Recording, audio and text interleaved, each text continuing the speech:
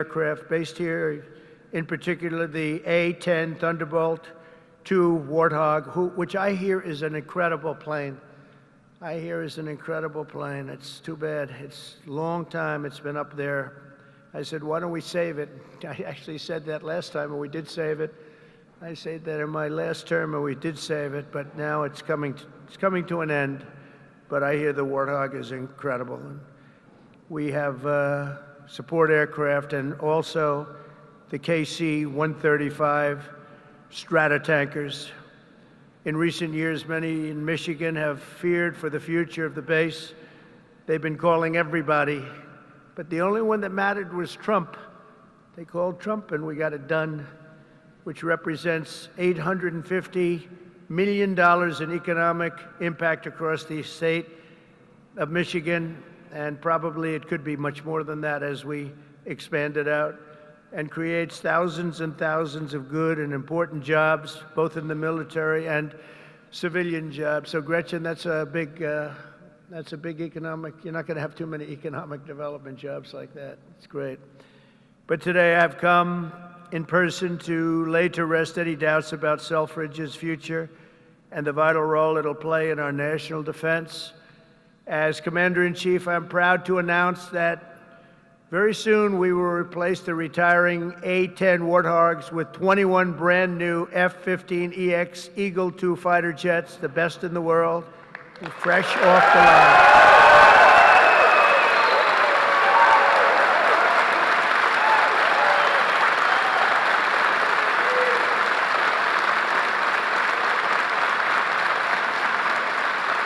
Brand new.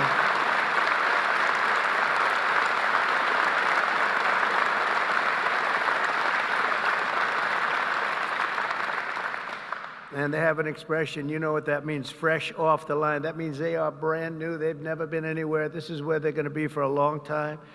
And I saw one of them flew over my head, and I said, what the hell is that? That plane has serious power. So this is the best there is anywhere in the world, the F-15EX Eagle II. This will keep Selfridge at the cutting edge of Northern American air power.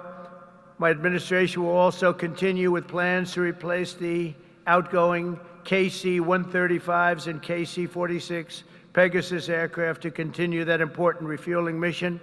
And they'll be restocked with brand new top-of-the-line refuelers. For generations, the men and women of Selfridge have always been here, and they've always been for us. Whether you're Republican or you're Democrat, they've always been for us. They've been for America.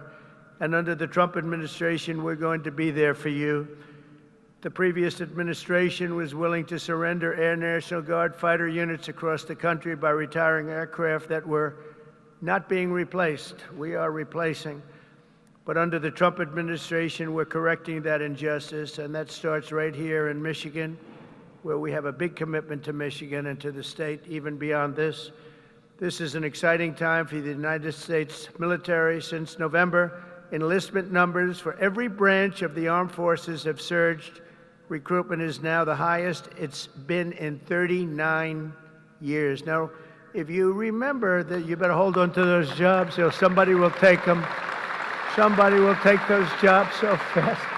Hold on to those jobs. Don't leave that job. Who would have thought? Because prior to November 5th, which is Election Day, I was hearing that recruitment was so bad, it was so impossible, it was hard to get people. And this goes not only for the armed forces, for the police, for firemen. People are proud of our country again. Big difference.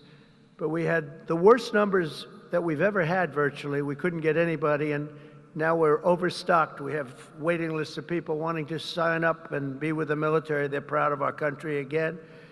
And I'll be supporting a record-setting $1 trillion investment in our national defense. We're going to go $1 trillion, the largest in the world, largest ever in our country, but no other country's invested that much. We have a $1 trillion budget for military this year, and we have tremendous plans, including increasing the scope of Selfridge. And I recently signed an order to begin construction of the Golden Dome missile defense shield to protect our homeland from missile attack. We're going to call it the Golden Dome. We had the Iron Dome, but somehow Gretchen Golden Dome sounds better to me. I don't know. Maybe it's not. What do you like better? Golden Dome or Iron Dome? What do you like better? Golden. Let's have a vote. Golden Dome. Oh, no, I think we're in trouble. Oh. How about the Iron Dome? Good. Keep it nice. Good. Because we made all the changes already. It'll be a little bit. Even the renderings look very golden, look beautiful. No, it's going to be incredible. The latest and the greatest. A lot of it's going to be made in Michigan. A lot of it is going to be made the Golden Dome. You know, other countries have it. In particular, Israel has it. And we have a much more advanced, and theirs is very good. We helped do it. We did it. But we have an advanced version now that really is incredible what it does. We had a case study of 169. Out of 169, every one of them just shut down. And I think we're entitled to it, don't you? I think we're entitled to it as a country. America's military will soon be stronger and more powerful than ever before, and Selfridge Air National Guard Base will remain at the center of the action. And I just want to say we're building some of the greatest submarines and various other ships, but submarines in particular, we have a monopoly on great submarines. We're building the greatest in the world, most powerful machine ever built. And we're doing some things that are just incredible. In one way, you hate to do it, but in another way, you really have no choice. And we're fighting very hard on the China front and the Russia front with Ukraine and what's happening in the Middle East, and a lot of good things. You're going to be hearing a lot of good things. It's a shame. When I left office, not so long ago, we had no wars. We defeated ISIS in 3 weeks. It was supposed to take 5 years, they told me. Sir, it's going to take about 5 years. We did it in 3 weeks. Raisin Kane, he's now your top, you know, he's your top person. He's the head of the Joint Chiefs. And I did that because he was the one. He said, sir, we can do it in 3 weeks. I said, 3 weeks? They told me 5 years. No, sir, you can do it in 3 weeks, sir. And I said, let's see if you can do it. And he did it. He had a little time left over, actually. And ISIS was gone, totally defeated. And he's the man we wanted. That's the man I said, if I do this again, I'm going to put that guy in charge, because he did things that nobody else was able to do. And nobody else even thought it or even suggested. So I'm very proud to have him head up the whole military operation, along with Pete and some other great people. So I just want to say that Michigan, it's been my great honor to be here. I've had tremendous success in Michigan. Not all Republicans have, but I have.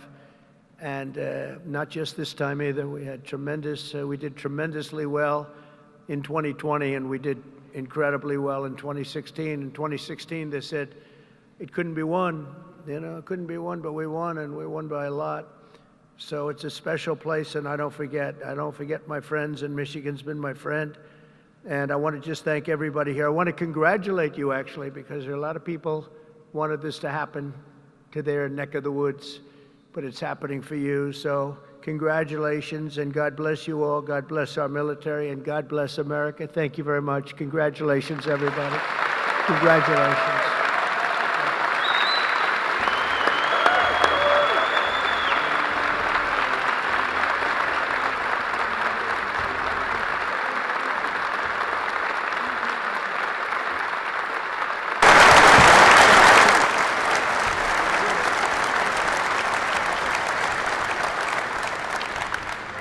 Only because the Commander-in-Chief invited me.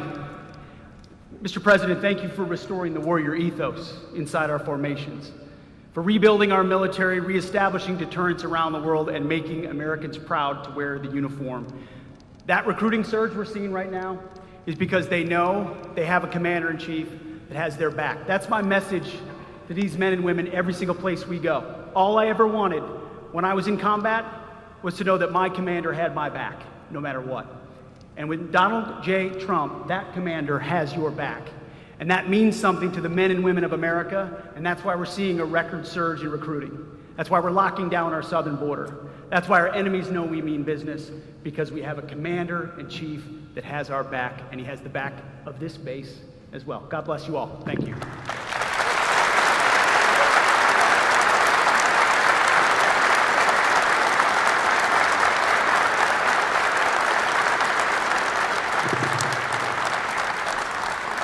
Well, I hadn't planned to speak, but on behalf of all the military men and women who serve our country and serve so honorably on behalf of the state of Michigan, I am really damn happy we're here to celebrate this recapitalization at Selfridge.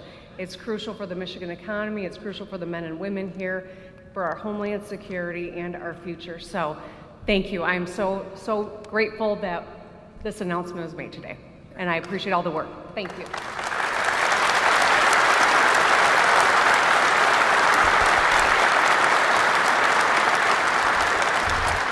Well, thank you, Mr. President. It's because of your leadership this is happening. No one else could save Selfridge. We've tried for decades. It took you, Mr. President. This is why the people of Michigan elected you, sir. You have not forgetting us. This is the first time in decades where we can all say, Selfridge is winning. We are winning because of you, President Trump, and I know all of these troops here will not let you down with this new fighter mission, which will keep Selfridge Air National Guard base thriving for the next 30 to 40 years. Thank you, Mr. President, for remembering us and keeping your commitment when we saw you in Washington a few weeks ago. Thank you, sir.